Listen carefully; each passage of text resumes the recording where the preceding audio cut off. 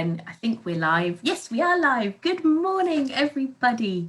Yeah, I don't know if anybody got a little notification about midnight Spain time last night. I did a quick check after the problems that I had with Fiona when we were going live, and it didn't go live. So I did a little check last night, and now we are live. So happy Thursday, everybody. And I'm joined today by Daniel Barber, who is one of the founding members of ELT Footprint. I'm sure he'll tell us more about that in a minute as well. But again, I've said this before, I love my Thursdays. I get to spend the morning with some of the TEFL greats. And Dan is somebody that I've admired in ELT pretty much since the start of my career. And I mean, he's had a fantastic career as a teacher, materials writer. He's had, it's not finished. It's not over yet.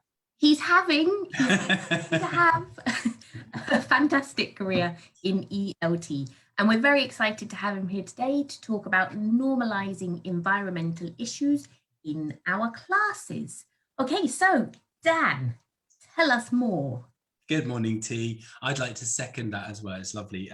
As you're also somebody I have admired and respected ever since you came bursting on the scene in Cadiz.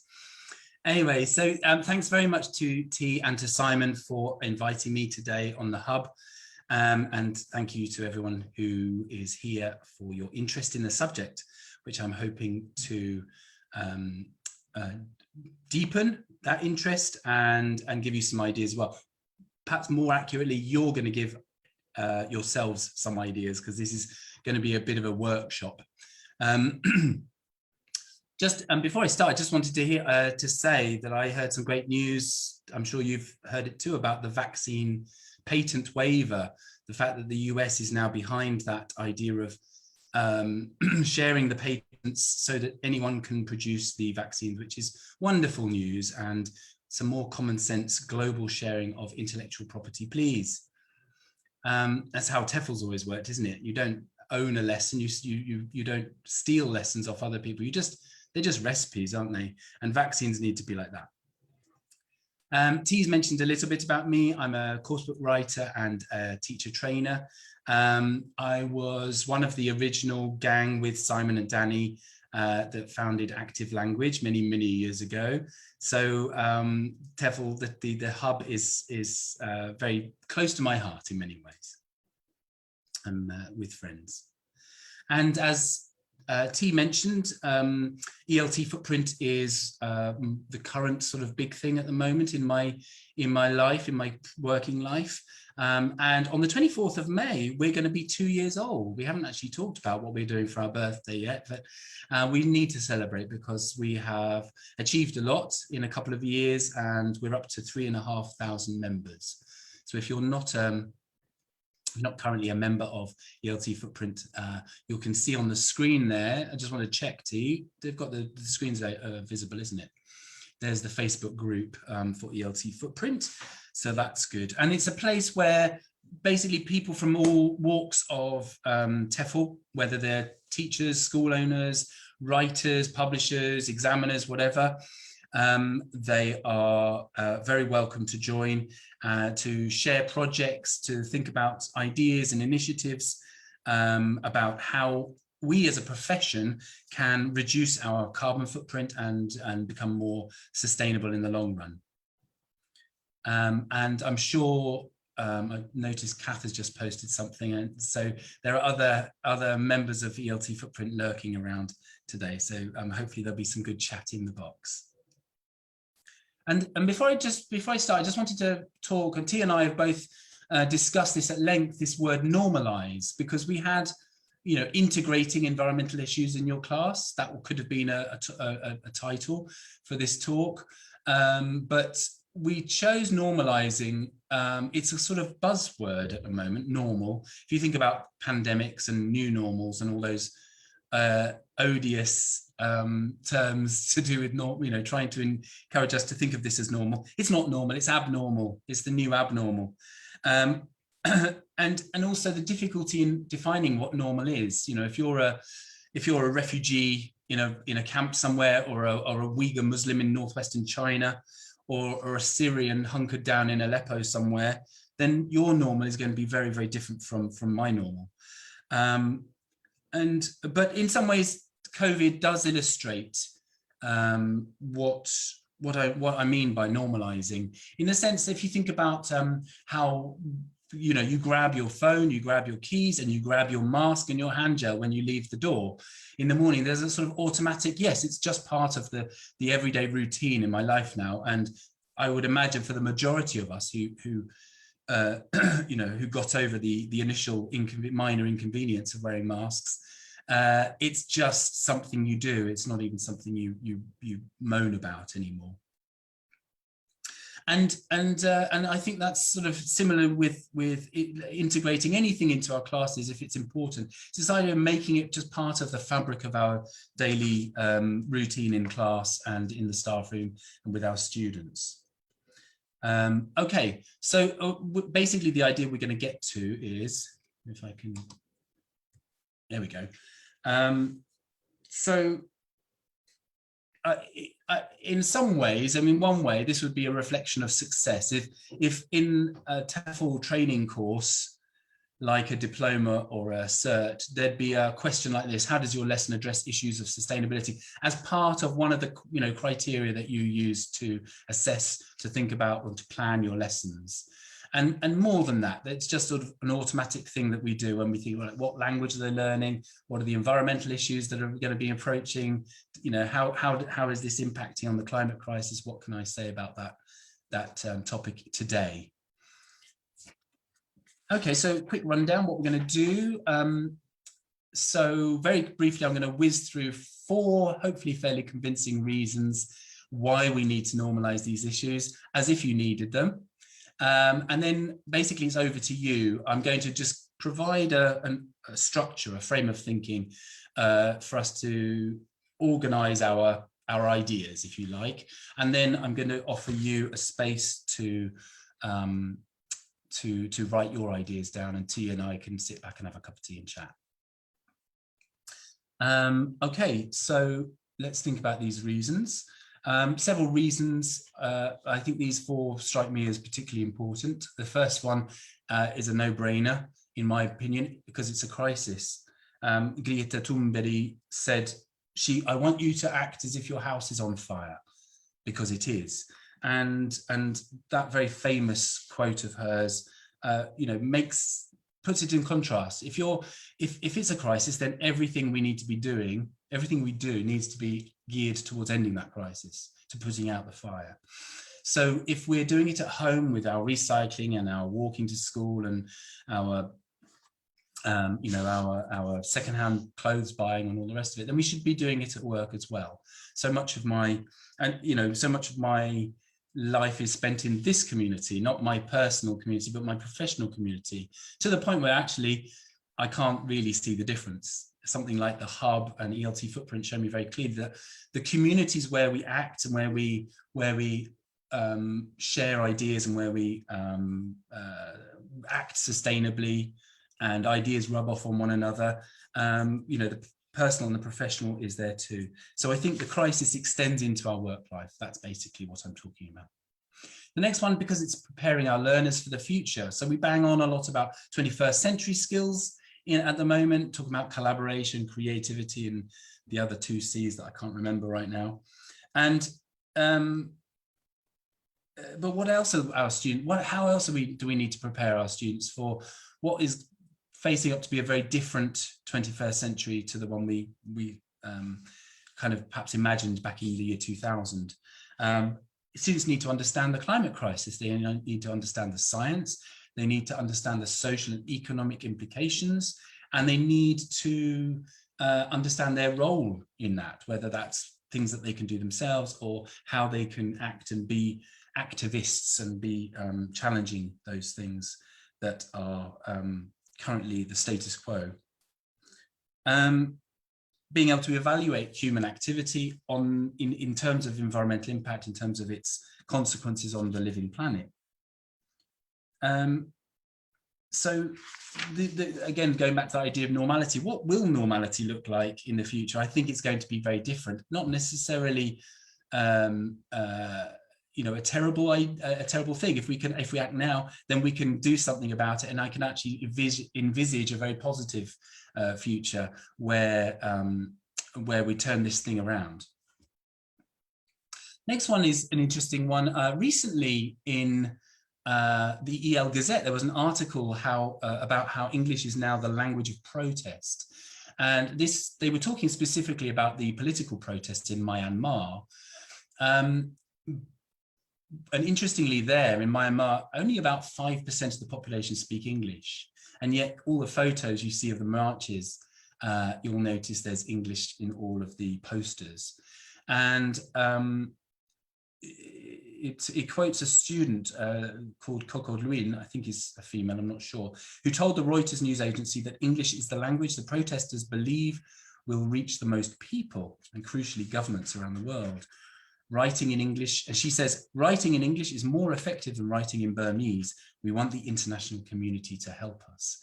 So here we can see how our role as English teachers is sort of just taken another turn for responsibility, because now we're equipping our students with the tools they need to fight on the global stage, to be activists.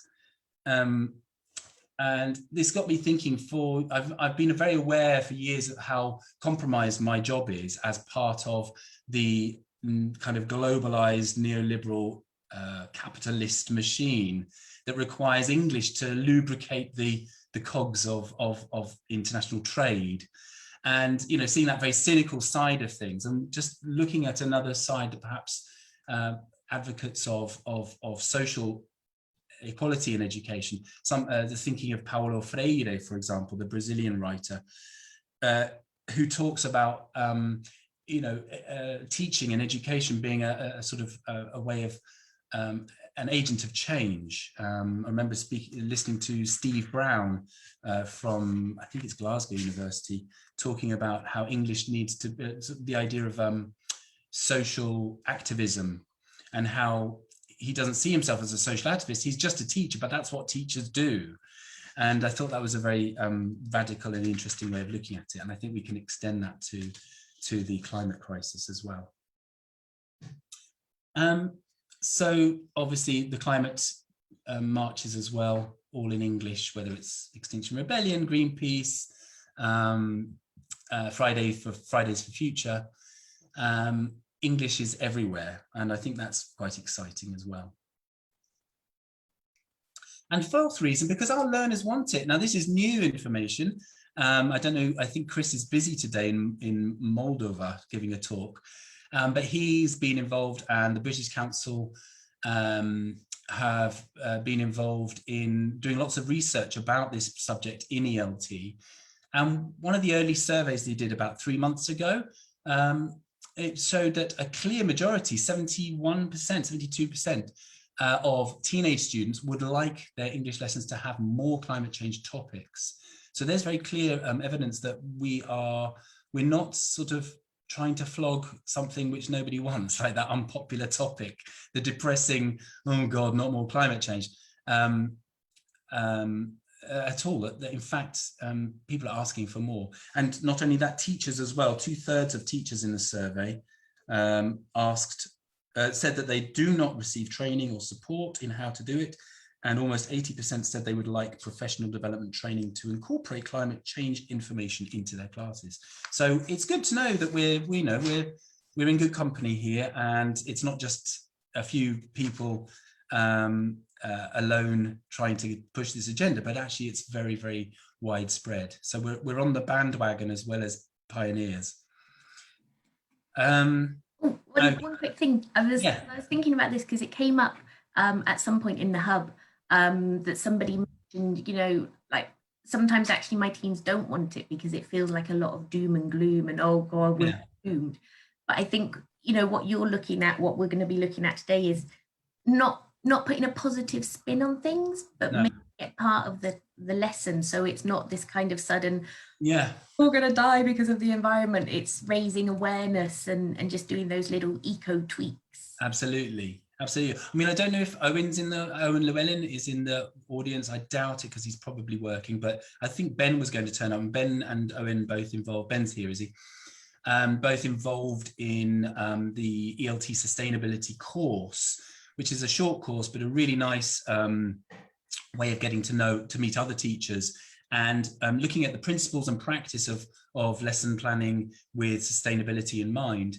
And one of the key principles is this idea of focusing on solutions as well as problems, or solutions instead of problems, and looking at and also the idea of action. I think it's one thing to be negative and say it's all doom and gloom, but that only comes if you're not doing anything about it. And I think so much of where we're going with this is much more about project work, outreach, community education, where you're actually learning the science, learning the good habits, taking it out there. And I'm really excited about, even the idea of, teaching writing.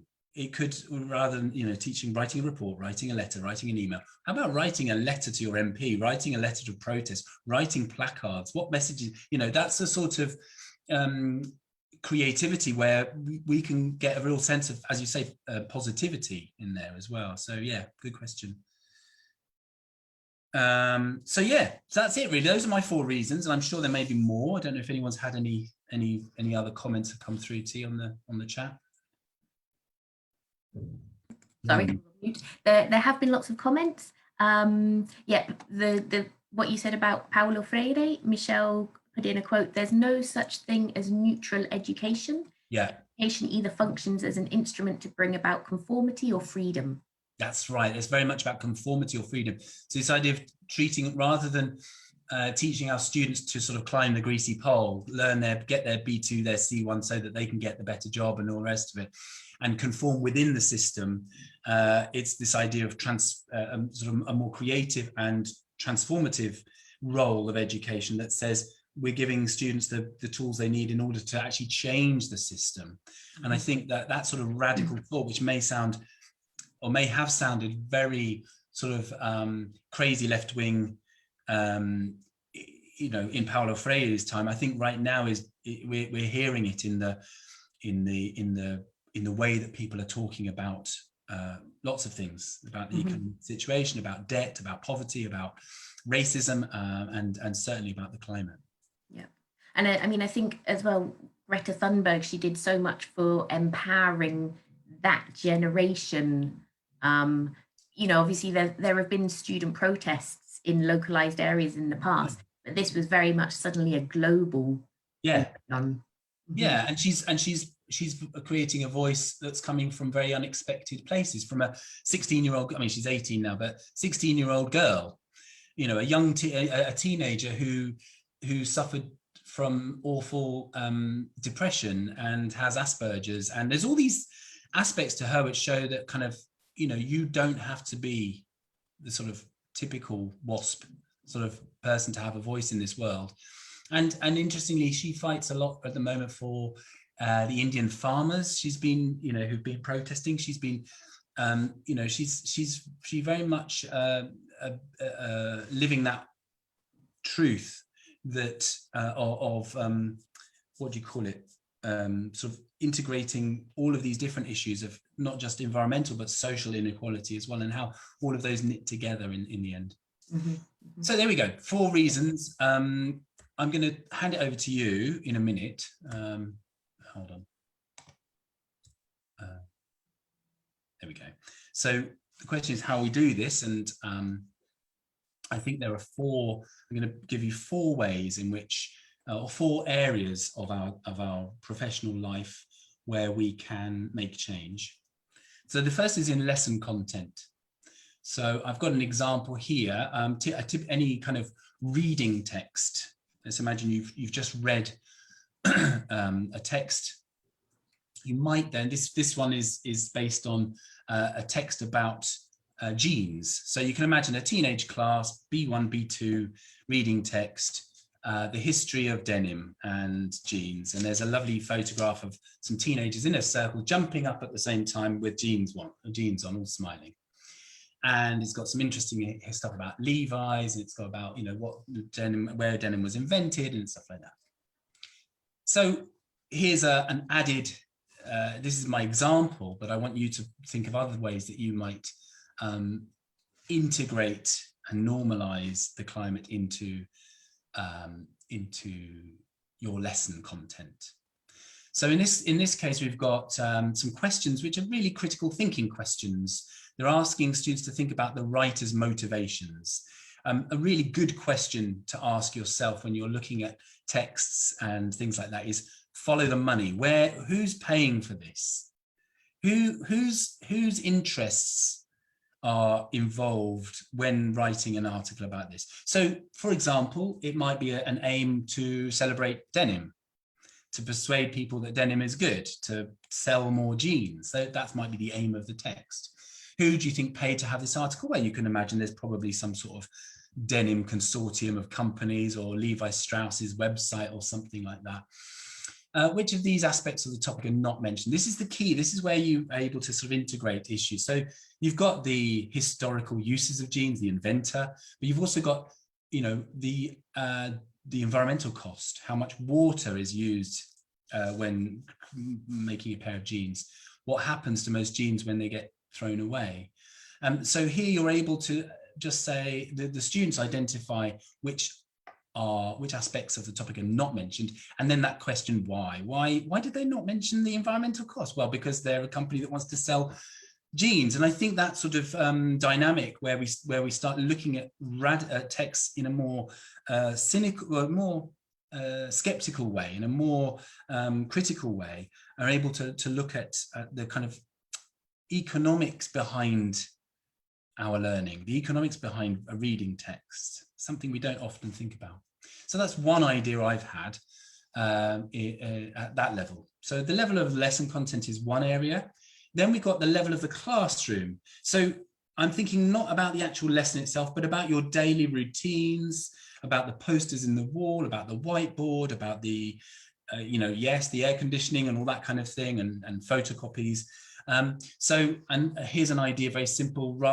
We've got our routines, like what's the date today, what's the weather, what month is it, with the children. Perhaps with older, with teenagers, maybe with adults, you might have I said the daily CO2 level. I think that's a bit extreme, but maybe every month you could update the CO2 level and compare it with 1 year ago and pre-industrial levels. Just having it in the room, just having it there as a reminder, and people will ask about it, and people will think about it. So it's just a little tweak there, a nudge, if you like, for making the classroom perhaps more sustainable.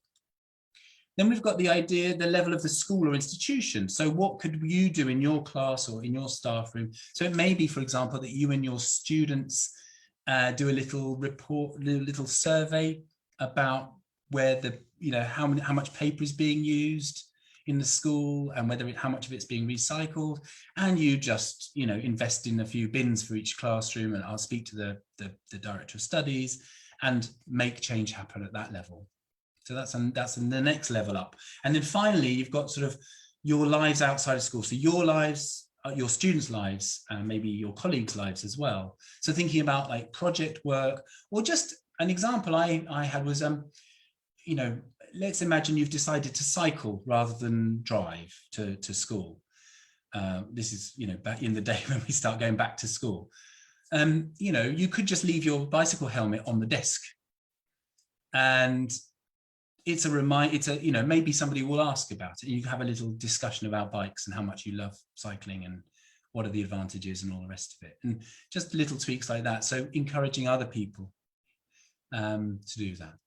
Or perhaps, a garden project or something like that. So there we go. We've got 4 levels. And I've created a Padlet, and I'm going to ask you to populate this Padlet with lots of ideas, with all your ideas, while T and I sit back and chill.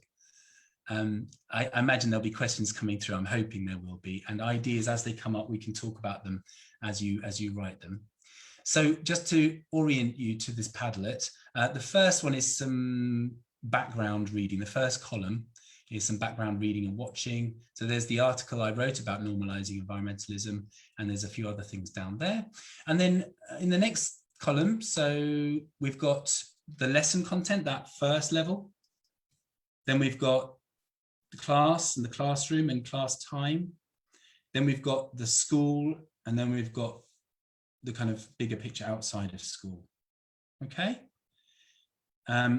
T looks like she's been busy the last few seconds posting the link.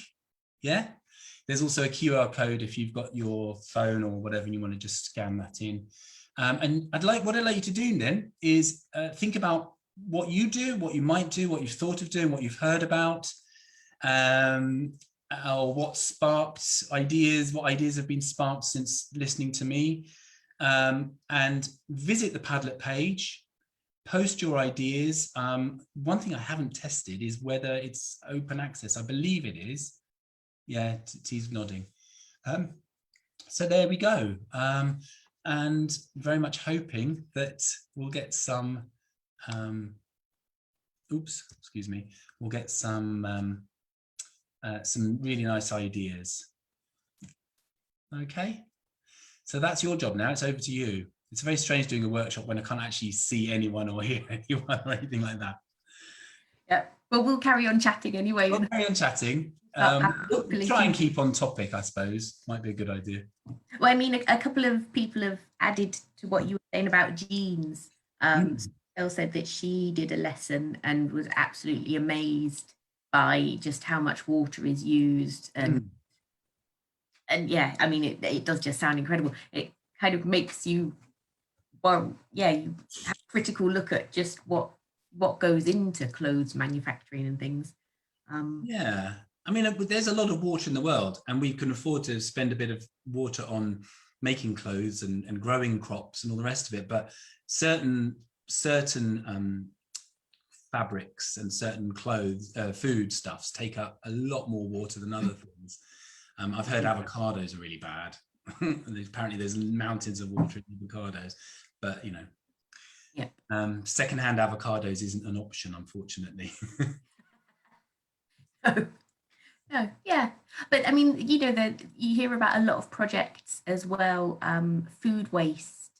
There are a lot of projects, particularly in the UK, that I've heard of, where restaurants and supermarkets are selling off their produce cheap at the end of the day, or they're donating to food banks a lot more now to try and kind of avoid a lot of that issue. Wastage. Yeah, no, that's really good, isn't it? And it's like, that feels to me like, I was going to say the low-hanging fruit. It's relatively straightforward, isn't it, for a supermarket manager and colleagues to get together and go, this is ridiculous. I've always felt bad about the amount of all these sandwiches we chuck in the skip at the end of the day. And you know, why don't we set up there's a food bank, soup kitchen or whatever down the road? Why don't we liaise? It doesn't take much, does it, for things like that to happen?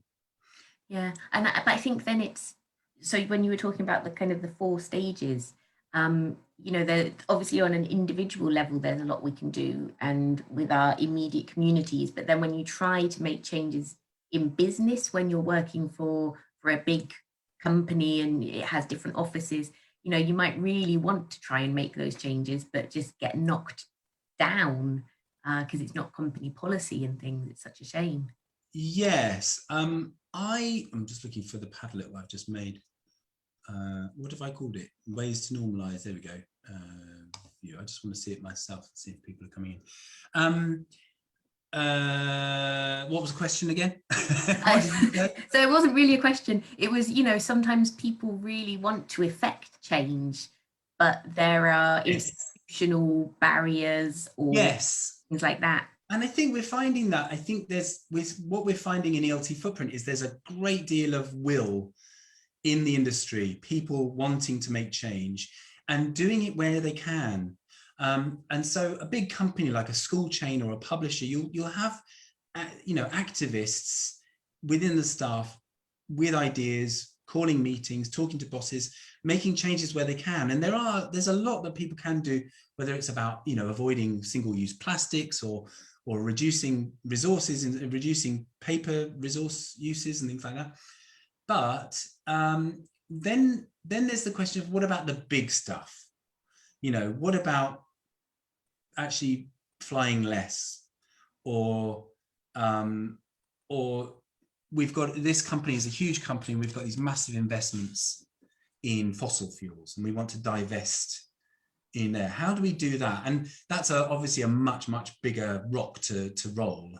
But I think one of the ways that ELT Footprint tries to, the balance that the line that we sort of walk along is we want to work within the system. We want to work with the publishers, with the schools, with the companies, and help them to make the changes that they can and celebrate those changes, without kind of throwing rocks through the window. And that sort of form of protest. But I think it's going to sort of be a question of companies are going to need to show, not just greenwash, but to actually show willing. Unfortunately, there is the rock and the hard place problem is that companies' whole existence, the whole raison d'etre is, make money for the shareholders. And if that means selling more books and flying more planes and doing, then at some point they're going to have to, that's where the clashes happen. Either they transform the very fundamental way that they work and downsize or shift their production to something more sustainable, whatever they need to do, or then it's a question of like boycotts and bans and protests and all the rest of it. You mentioned greenwashing just now, and Kerry posted earlier, like, another good reason for bringing the environment into our classroom is to teach students a lot of the vocabulary that's coming up around it. What exactly is greenwashing? Well, greenwashing is it's like whitewashing. It's the idea of covering over. So you cover over your environmental iniquities, your sins, by appearing holier than thou. A really good example a year or so ago was Singapore. I think it was Singapore Airlines, who proudly stated that they'd replaced all their plastic forks and knives with metal ones. So, okay, it's one thing to change your plastic cutlery and to avoid single-use plastics, but you're still an airline company. You're still churning out fossil fuels at an enormous rate, and your whole business model is based on destruction of the environment. That there is no denying that. But it looks nice. The advert looks very pretty, and it makes you want to fly with them. So that's a good example of greenwashing, but it happens in much more subtle ways. And it's also happening in very devious ways. Something I feel bad. I'm not sure how true this is. Maybe somebody has evidence for or against this, but I read recently that the phrase carbon footprint is a really interesting one, because we've got carbon footprint calculators. We can measure our carbon footprint. We all know what a carbon footprint is, and it's very much focused on our individual footprints. My carbon footprint is wrapped up in my car, my house, my heating, my children. Probably most awful of all, I had 2 children, and they're gonna cause no end of trouble in the future.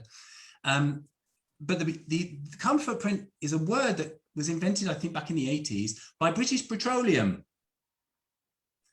And so this is a form, this isn't greenwashing, but this is basically a way of changing the narrative. And the fossil fuel companies have been very aware of this for a lot longer than most of us, in the same way that the cigarette industry, the tobacco industry, was very aware of lung cancer years before it was public knowledge. And they changed the narrative. They said that smoking is good for you. They put down any negative research and all the rest of it. And I think that's happening with the environment as well. Fossil fuels have been in charge of our narrative for a long time, and we need to be able to see through that, and to actually, the simple answer to the climate crisis, the most important thing we need to do is to keep it in the ground, keep oil, gas, and petrol in the ground, not dig up any more.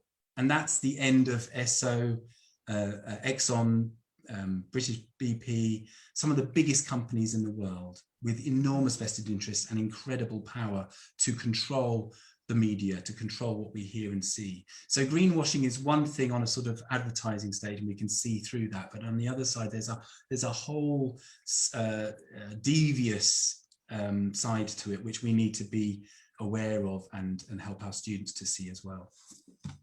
Yeah, there's been lots of comments coming through about other companies that are kind of doing similar things. Like Jack's mentioned Apple deciding not to include chargers with new phones under the guise of climate change, when in fact, they're saving millions on creating chargers. Or what the hell is why is a charger, why is that any better? Because you're just going to have to buy your charger, aren't you? Who knows? Yeah. Yeah.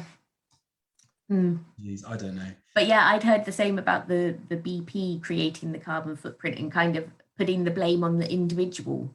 So, it's your carbon footprint. What are you doing to save the environment as an individual, when, like you say, it's those huge fuel companies that need to be doing more? Yeah. And something I'd really like to see in ELT footprint and beyond is less of a focus on the bamboo toothbrushes, less of a focus on that individual, and more of a focus on the political, because I think that there is only so much we can do, and it does feel fairly pointless. For example, recycling, when you know that some of your recycling is how inefficient recycling process is, much better to actually go to your local recycling office, learn about it, speak to the town hall, make change there, write to your local influential people, whether that's town halls or MPs, and make change and force change there. So I'm just looking at some of the things we've come through, and Anonymous has very kindly added in the first column, the background reading, some green ELT workshops, a variety of sustainability focused workshops at the English UK conference. If that's Chris, brilliant. Chris Etchells is doing brilliant work in the UK ELT footprint. And they had a really good conference a couple of weeks back. Ben and Owen, and who else was involved there? Chris, I think, was doing that as well. It might have been Ben, because he's been posting a couple of links in the chat on the Facebook as well. Very good. And graded readers, somebody's talked about lesson content. Danny Mundi, Danny Mundi. Who's that? Yep, she's one of our. Hello, Danny, is it a Danny? Yep. Hello, Danny. Mitokaya. There are some great graded readers, penguin readers for secondary, titles such as Climate Change and Plastic. Brilliant. Fantastic. Critical thinking questions. That's my one. Upcycling by Annie. Hello, Annie. One of the units I wrote for books is about upcycling and making art and useful objects. Thank you very much for that idea. My phone's kind of people are trying to multitask. Simon's mentioned it, trying to kind of listen to the conversation, but get involved in the Padlet at the same time. I'm terrible at multitasking. There we go. Interestingly, Harry mentioned quite early on how TV shows are normalising climate change. Okay. As well. So Talking about the kind of David Attenborough's, the fish, the sea, what was he? Seaspiracy. Seaspiracy and all that. Is that what he's talking about? I wonder. Yeah, I mean, there's a lot there. I've always been, like most people here, I imagine, being a big fan of David Attenborough. And I remember watching Life on Earth, which was back in the late 70s, I think, and how amazing that was, and how much it taught you. And since then, I've sort of got a bit jaded by David Attenborough, because it's always beautiful, beautiful planet. And its own, and then the last few series, there'd be one episode at the end which was like, but we're ruining it all. But it just felt like it was contradicting itself, and it's only been in the last couple of years that the BBC shows, and I think he's done some stuff for Netflix as well, how that is sort of all of a sudden the climate is now at the forefront, but it's taken a long time to get away from that beautiful planet image. It's, images speak a lot louder than words. And so if you've got these wonderful jungles and incredible biodiversity, people don't see the desert that our world is. I mean, I remember cleaning insects off windscreens when I was a kid. It was one of my jobs, is before, I had to clean all the insects. We don't have to clean insects off the windscreens anymore. Where have the insects gone? Jacques Cousteau documentaries, if you look at the Mediterranean back in the 60s when Jacques Cousteau was doing his documentaries, it's like fish soup. It's so thick with fish, you just stick your head underwater and it's like the most ridiculous biodiversity ever. And I used to dive in the Mediterranean, and probably the last time was 10 years ago, and there's maybe a few little fish that big swimming around. There's so little life there, and we're not aware of that longitudinal change, that change over the last few decades. How far fewer animals and plants there are on the planet, and it's such a shocking thing to realize that it's disappearing around us, and yet the TV is only now just showing that and looking at the devastation that's being caused by fishing, for example. And I mean, I think that's as well like something that with our teens, it would be difficult to get them to see that. You know, you can't say to them, well, do you remember when you were 5 years old and there were so many more insects? Whereas with perhaps our adult learners, we can talk much more about the changes that have happened in over time. Or we could, we could contrast, we could show young kids videos. We could say, look, here's a documentary from Jacques Cousteau. Here's one, I took earlier, and compare and contrast, that kind of idea. I don't know how that's possible. But, and I was exploring the idea of storytelling, the idea of scraping insects off the windscreen is a little personal. It's one of those personalized stories that I can tell students, and just as a kind of as a reflection, perhaps a bit of nostalgia from the past kind of thing. Yeah. We've had a couple of comments come in. Petra asks if the Padlet is available afterwards. Yep, the link. Yeah. There. So feel free to add your comments. One thing I forgot to mention at the start of the webinar, now we're 40 minutes in, is if you're watching this on catch up, drop us a little message to let us know, and the little hashtag catch up. We always like to know how many people are checking in afterwards, because obviously not everybody can make it at the time. And then also Harry replied about this idea of TV shows normalizing climate change. So things like people using reusable bottles rather than plastic bottles in shows. Yeah, nice. Yeah. And Kerry mentioned, it being a part of their conversations in TV shows as well. Okay, I haven't really noticed that, but then most of the people ordering coffee with almond milk in a refillable cup. Yeah, absolutely. And I mean, to some extent, the pandemic kind of has got in the way of those habits. Those habits were forming very nicely before the pandemic hit, and now it's back to chucking your used mask on the floor.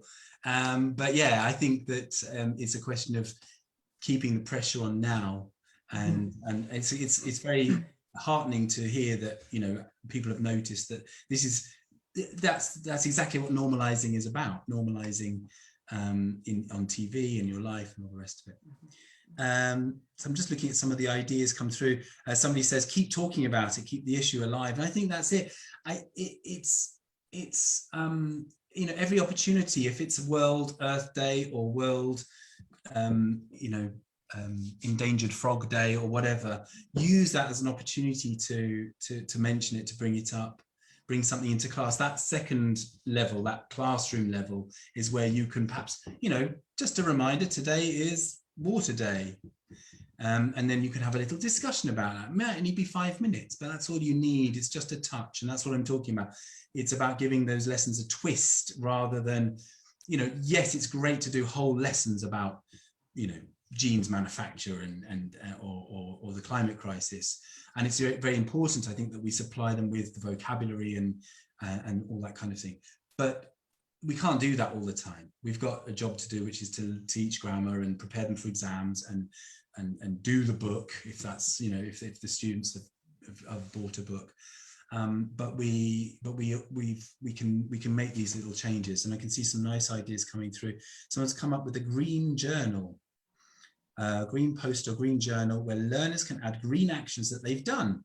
Fantastic. Litter picking, recycling, upcycling, so that they are visible and can motivate others. That's from Kath. Yes, Kath, that's a lovely idea. You could, it's a bit like the readers chart, where you have like, which books you've read, you tick them off. You could, for young learners, I think that would be really nice to sort of, I did some litter picking yesterday with my dad or something like that. green tinted spectacles from Anonymous here. I think it was Colin Downs. He's the British Council guy who who ran the survey, who suggested putting on your green tinted spectacles when we plan an activity, thinking about what green twist can you bring to the activity. That's exactly what it's about. I like that phrase of putting green tinted spectacles. And that sounds more like a Benism to me. I don't know, Ben's very good at making up these sound bites. I'm not sure if it was at Colin or Ben. There are a couple of questions actually that have come in. One was from earlier from Petra. The report that you mentioned, Ben said that's possibly coming out in June, the report? Yes, I can't remember exactly. Chris, as I said, is busy and he knows, but he did tell me. Yes, it's within the next couple of months. There's a lot of stuff. Look out for the British Council. There's a lot of stuff coming out, free lessons and free training. And this, one of those British Council kind of reports that they publish for free as a PDF. And I know that Chris has been asked, interviewing stakeholders, different publishers, examining boards, and other people in the industry, and looking at what action is being taken and what action still needs to be taken. So I think that will be a very important read from the point of view of planning ahead and thinking about where we go from here. Yeah, Christopher's just commented it will be mid to late June. Mid to late June. Hello, Chris.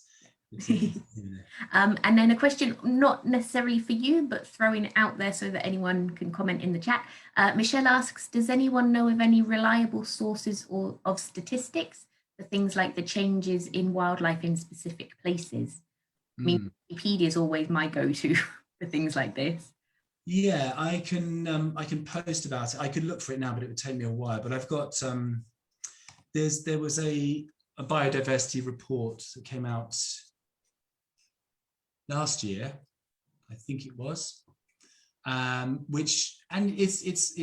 it's horrifying. It's absolutely horrifying in terms of mammal species. If you discount the cows, the sheep, and the pigs that we farm, which make up and chickens, which make up the vast majority of sort of animals on the planet now, if you take those away, then in terms of actual biomass, so this is species across the board reducing in numbers. Some of them have become extinct or have become endangered. Others are still fine, but they're a lot less than others. Some of them are doing better, but on the whole, it's a great reduction in biodiversity. I can't remember the figures, so I'm not going to say, but it was certainly more than 60%. More than 60% of the biodiversity has been lost in the last 50 years or so, something like that, in animals. And it's this idea, you know, we've grown up thinking that the farmland is countryside. You know, that's a British view, that, oh, we're having a nice day in the countryside, we're surrounded by farms. Farms are deserts. Farms are, you know, mono-species cultivation factories. It's an industry. And you take that away and you find out what's left, where the biodiverse areas and ecosystems are, and they are few and far between. And then there was a report last week or a week or two ago. Again, I'll dig it out and put it on here. That something like 1% of the planet's land surface has been left pristine. 1%. So that's untouched by humans. Doesn't mean there's more that isn't great. There's national parks and stuff, but we're talking about wild, untouched areas, and it's a ridiculously small amount of the planet. So, you know, there are huge worrying statistics, and it obviously, you know, requires a social transformation in what we do, and this is just the starting point. You know, talking about it and learning about it in school, in your English classes, is one tiny step towards what's going to have to be a complete transformation of the way that humans live. And what you mentioned this before when we were talking about COVID, is the idea of adaptability. Was that the word you used? Yeah, that we're adaptable when we want to be. When we want to be, when we need to be, we are adaptable. And it's just a question of making people realize that it's a need, in the same way that the COVID crisis did that with hygiene, we need to do this with consumerism, with sustainability. Mm-hmm. Yeah.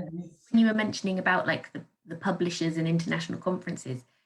This last year has shown us that we can run conferences online. I mean, obviously there are digital footprints and things like that, but publishers don't need to be flying people around the world to attend conferences. Yeah, although I think most of the big stakeholders are shitting their load about the future, because so many people have taken such a massive knock. I mean, Chris is here. He's been looking at the UK industry, ELT industry, which is based entirely on flights and tourism. Everyone that learns in Britain has flown from somewhere to get there.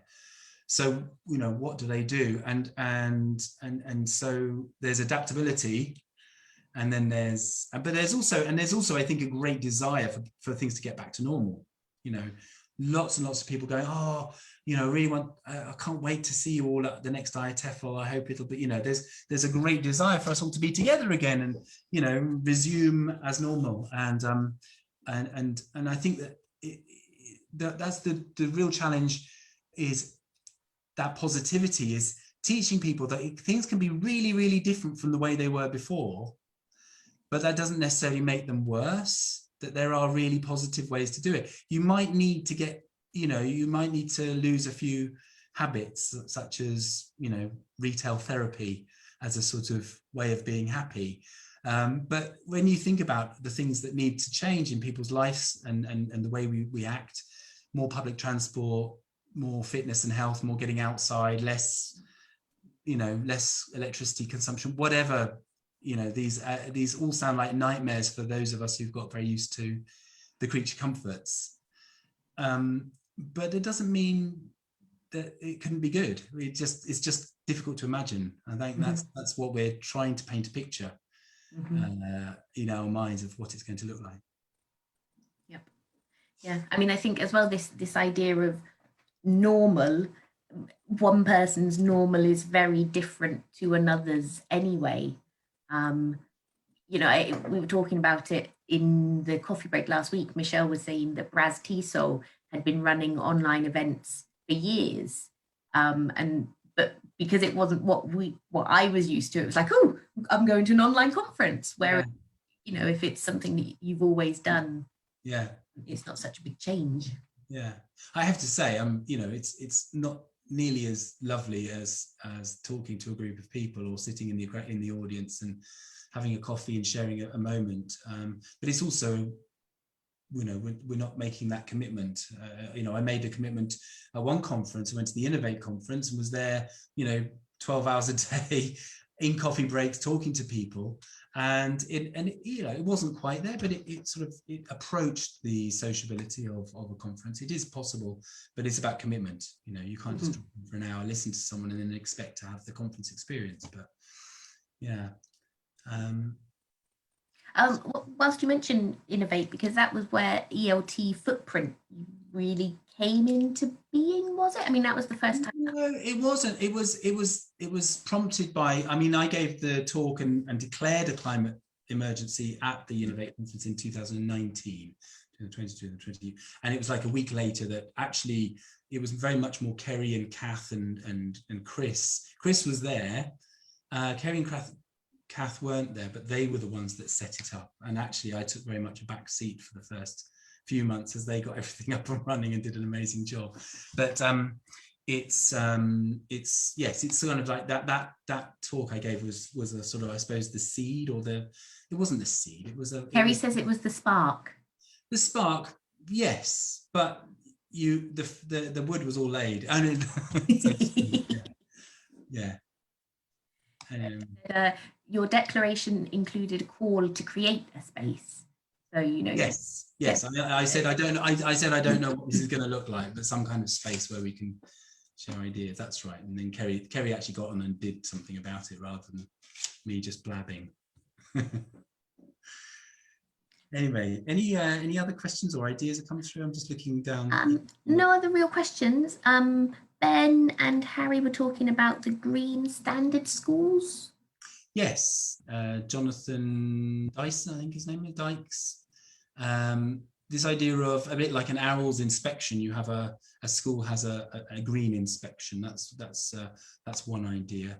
I'm not sure to what extent it will be available to all schools, international, and I don't know very much about it, I'm afraid. But yeah, I mean, these are all initiatives pushing in the same sort of direction, aren't they? Mm-hmm. Yeah.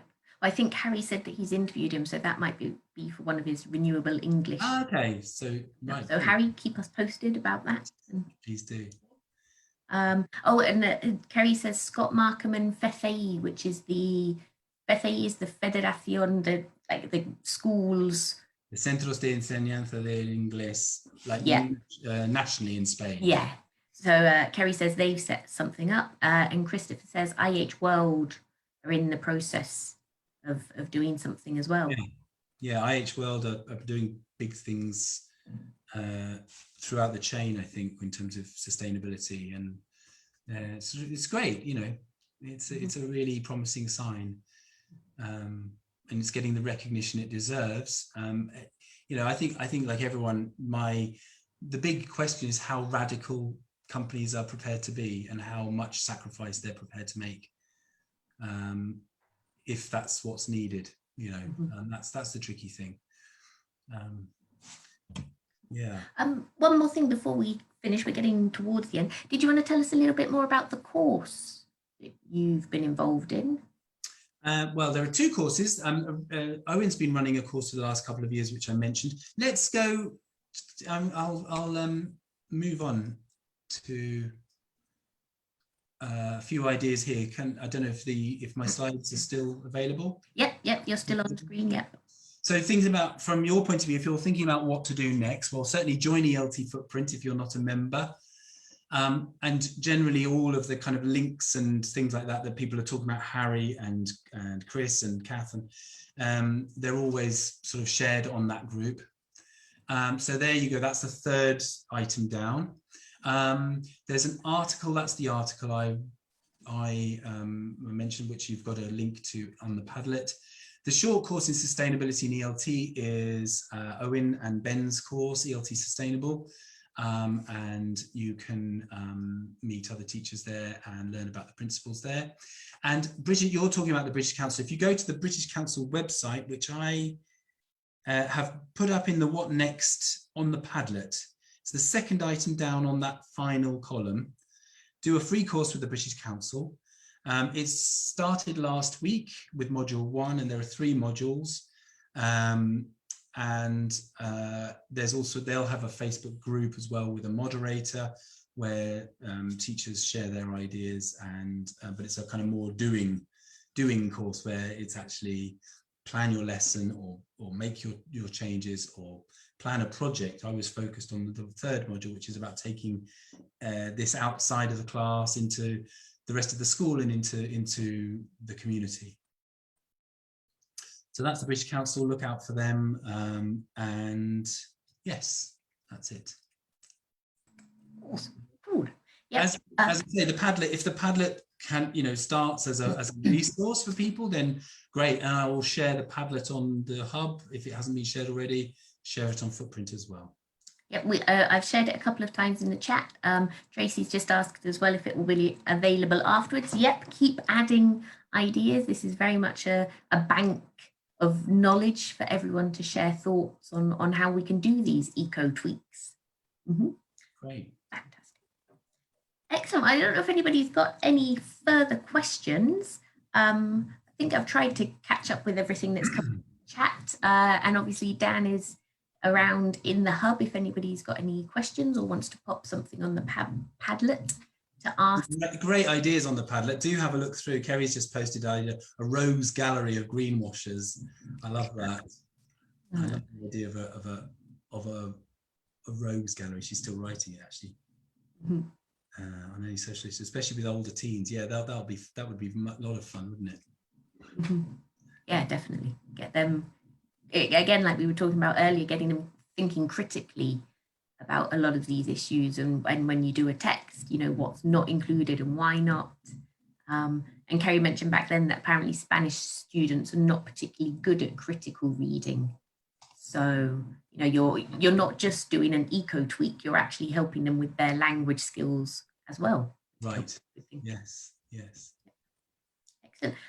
Michaela says she loves the use of a Padlet during the webinar. So thank you very much, Dan. That was a great initiative. Yeah, I mean, I'd great love way to feedback. Has it worked? Do you think, T? I think so, yeah. I mean, obviously, you know, we talked a little bit about multitasking, but it was just you and I chatting. We weren't kind of carrying on with any other slides or anything. So hopefully people could listen in whilst they were posting ideas. Right. Yeah, no, it's gone well. That's good.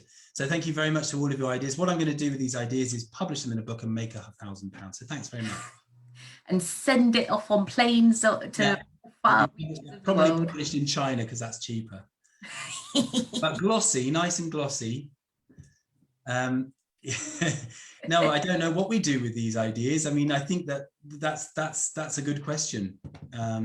You know, the ideas are out there; they're there to share, and you know, we need to start putting our green tinted glasses on and thinking about our lessons in that way. And if this is one starting point, that's a group then I'm really pleased.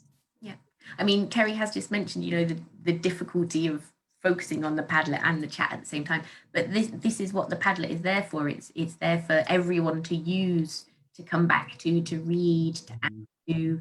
You know, part of our hope with the hub is that it's not just a kind of one day event where you post something and then it's lost forever. So keep going back to the Padlet.